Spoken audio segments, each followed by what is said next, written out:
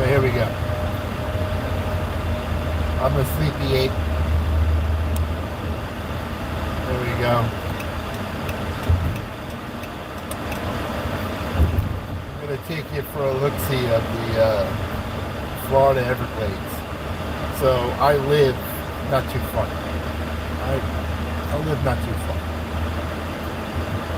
So we're coming up on what we call the Sawgrass expressway off of Commercial Boulevard. Then we'll go north. As you can see, the sign says North Orlando, South Miami. Right? So we're getting on.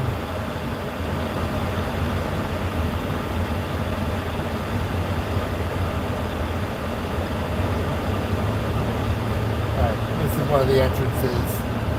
You don't stop. We got one of the Sun Pass. Used to throw coins in there. Now that's gone. Alright? So I'm gonna, that's the highway in front of us, and to the left you see those tall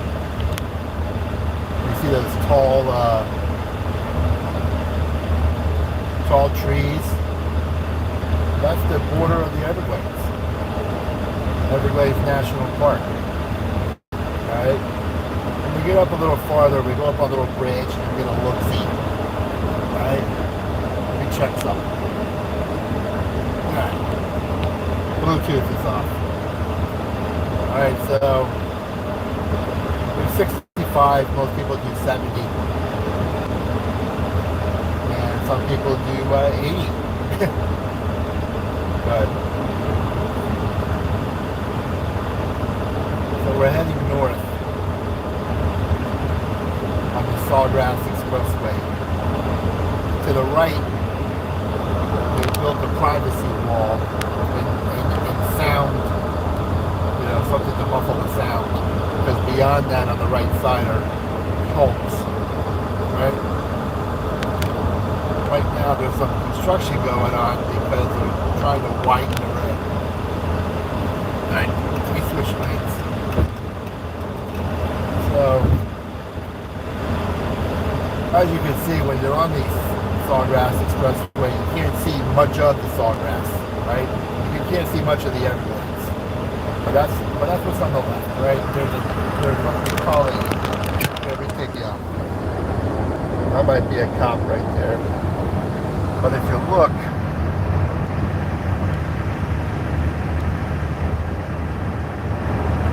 they're doing some construction.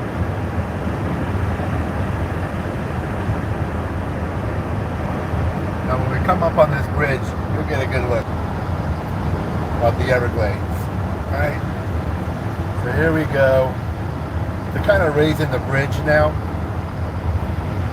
But when we come up, if you look to your left, okay, now there you go. Beyond those trees, that's the Everglades.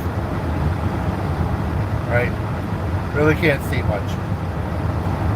Because in between the road, you have a little kind of a canal. Then you have a what am I calling it, a dike that's raised up to hold the water in, right? So when you're on the Sawgrass Expressway, you're not going to see much of the sawgrass. I'll tell you that right now. I don't want to turn it too much more, because then everything looks like you're speeding by, I think, right? But those trees on the other side of the canal, and then and that'll be the Everglades. So we're coming up. Maybe this afternoon I'll walk up on the dike and show you the old river of grass. There's an observation area off one of these roads, one of these exits, and they say if you walk out, there's some alligators over there. I think it's mostly because the people feed them, so they congregate around the alligators congregate around the area. But so we're headed north on the Sawgrass, and if you're up a little higher, we're coming up to a bridge. I'll try to give you a good view of it. But I've lived down here my whole life.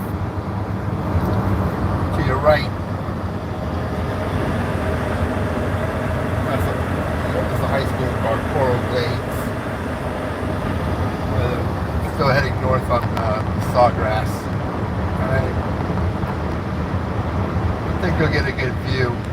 It won't be a long view, but you'll get something. If we were on the other side heading south, I'm going to go up and turn around. I live the other way. But here we go. So that's the Everglades in the distance. All that flat brown grass, that's the Everglades.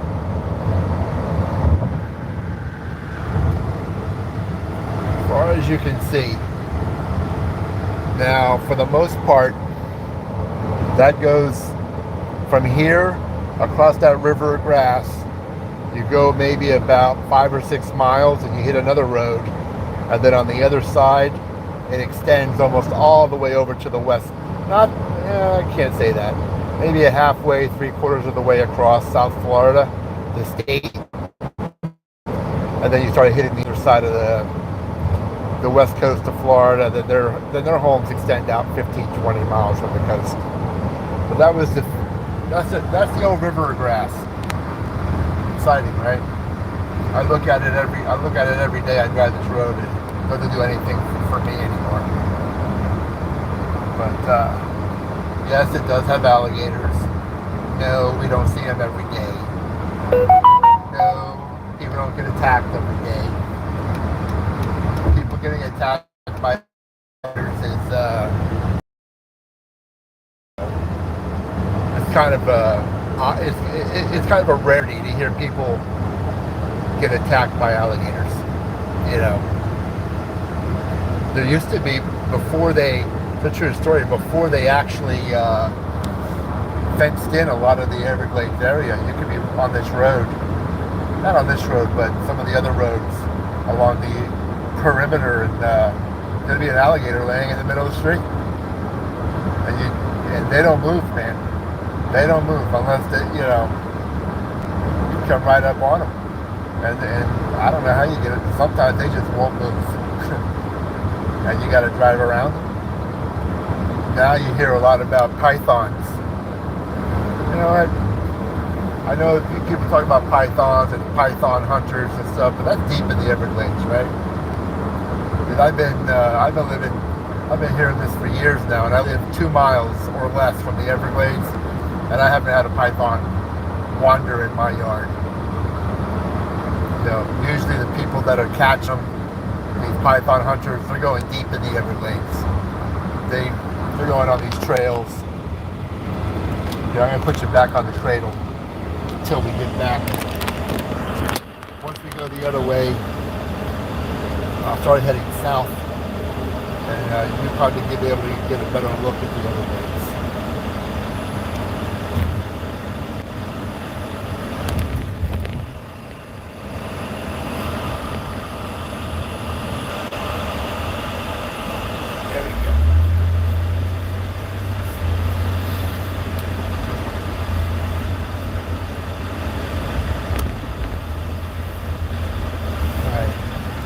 I think this weekend I'm gonna drive down to the lower Keys. Give you guys a tour, maybe at the Keys. It depends. Depends how the weather is, Florida's a tropical climate, and you could have a major storm. Like you could be in a major storm, and this is a nice Lamborghini. Nice orange reddish orange Lamborghini, driven by a pretty young dude. But you can be driving, hit like the worst thunderstorm you've ever seen, and within 2 minutes it's over. It's nice and sunny. That's a true story. Exactly that.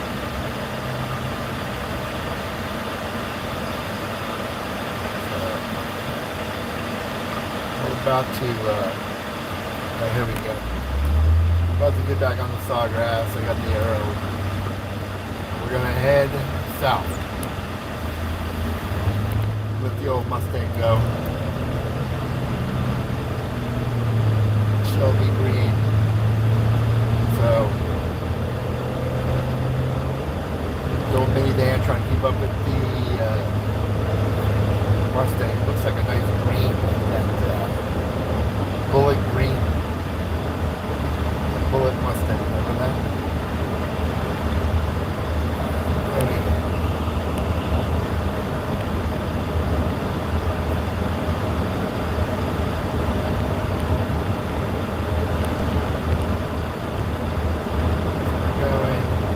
We call this the Big Bend. It's the Sawgrass expressway that goes from heading west to this big bend, and then you start going east. Should be south.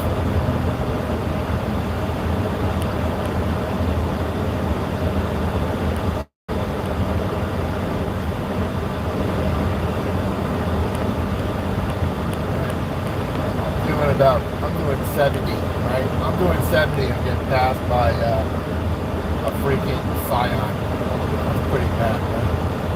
I'm doing 70 and getting passed by a Scion. Alright, so to my right,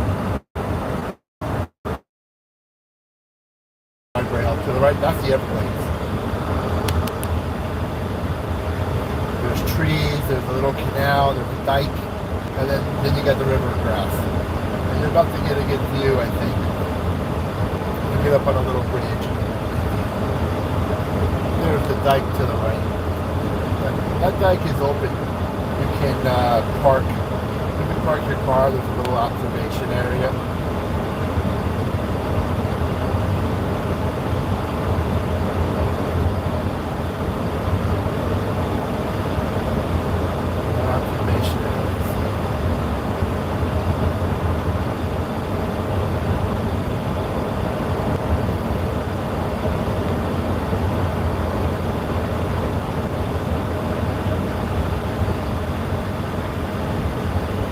About to see the Everglades. So we're heading south on what we call the Sawgrass. And it'll take you off the cradle. And that's the old famous Everglades. Isn't it exciting? The river grass.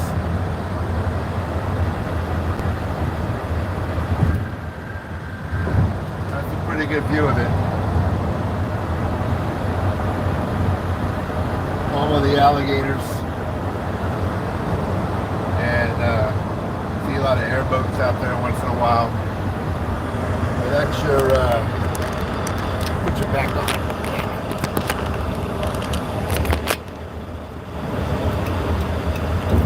Out of the Everglades.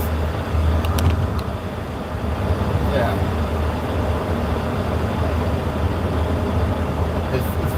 It's not exciting anymore once you drive by it every day, about 10 times a day.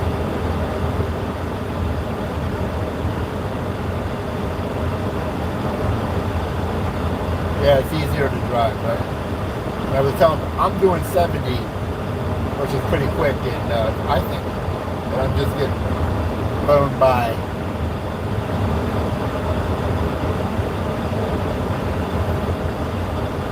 Pit maneuver, there you go. Knock yourself out. If you're driving like the people in front of me, you will absolutely run me down. You will run me down.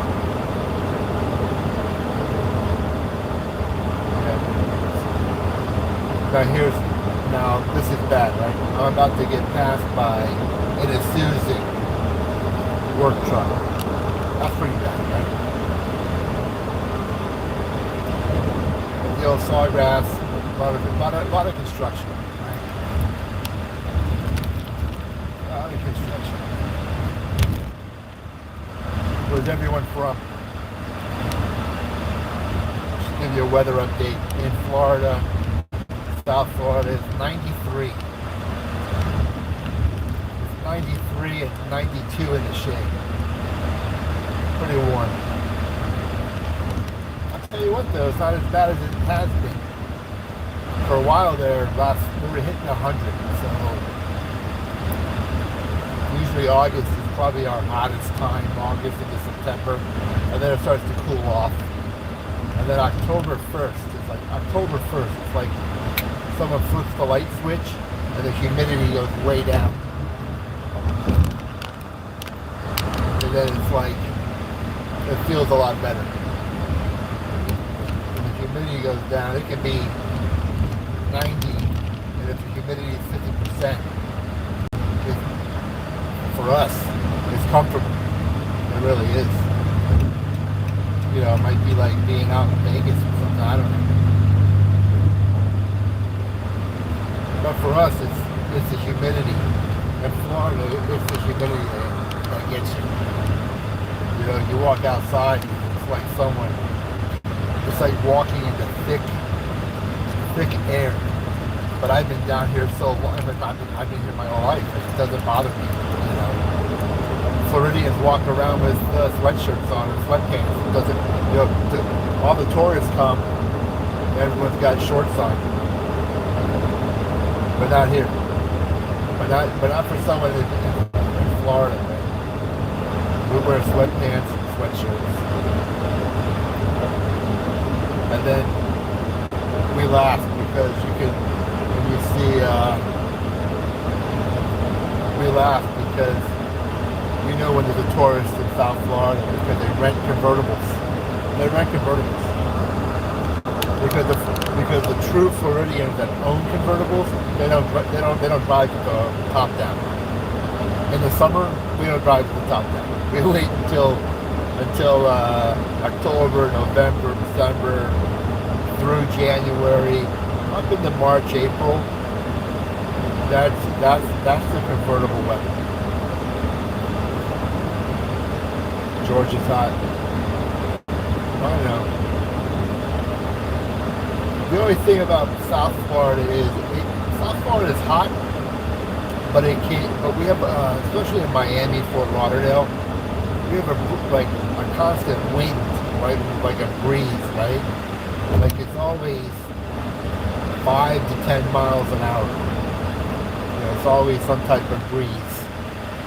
You know, I've been up north visiting where it's been pretty warm and there is no breeze.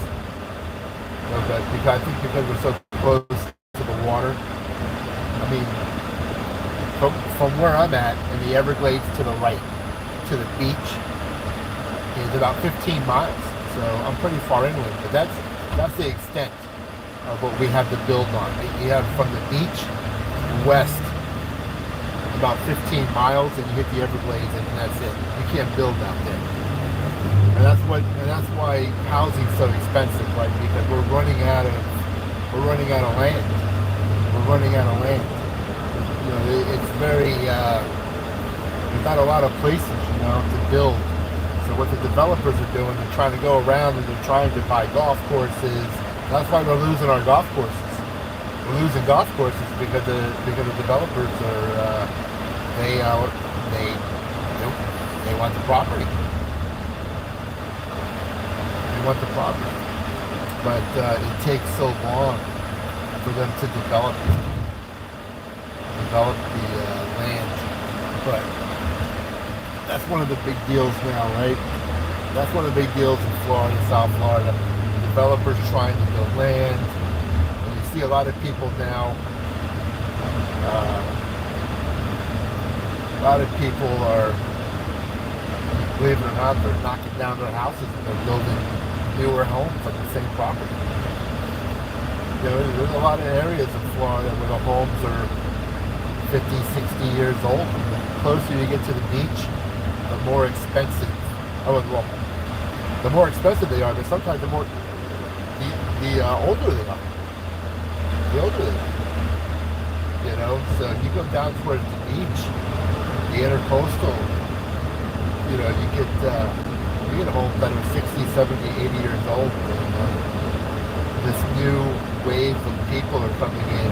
They're buying a house, they're knocking it down, and they're building a newer home. And that's the wave of the future. I think that's what the elected officials are hoping. And I can tell you, my brother-in-law lives down on the intercoastal, and on his block, all the homes are 60, 70, 80 years old. And, in the past couple of years, at least 6 or 7 of these homes have been bought, knocked down, and they're building brand new homes on the property. And Fort Lauderdale has really made it expensive because along the intercoastal we have what we call a seawall. The seawall that keeps the water behind, and this seawall extends not only down the intercoastal, but all into the little finger lakes, and all the finger lakes and all the finger canals that extend out into the cities. And what they're doing is they've passed a requirement that everyone has to raise the seawall, because you're responsible for it. You have to raise the seawall by like 3 feet because of what they call climate change. So some of these homeowners, just to raise the seawall is going to cost them $100,000. Some people can't afford them. They've been living there 50 years. The house is paid for. They have low taxes, they don't carry insurance. They might be retired, so the retirees are forced to sell because they can't afford the seawall extension. All right, man. Y'all have a good day. I'm pulling in near the house. That's all my patience today. And now I gotta go home and do paperwork. And I'll see y'all later.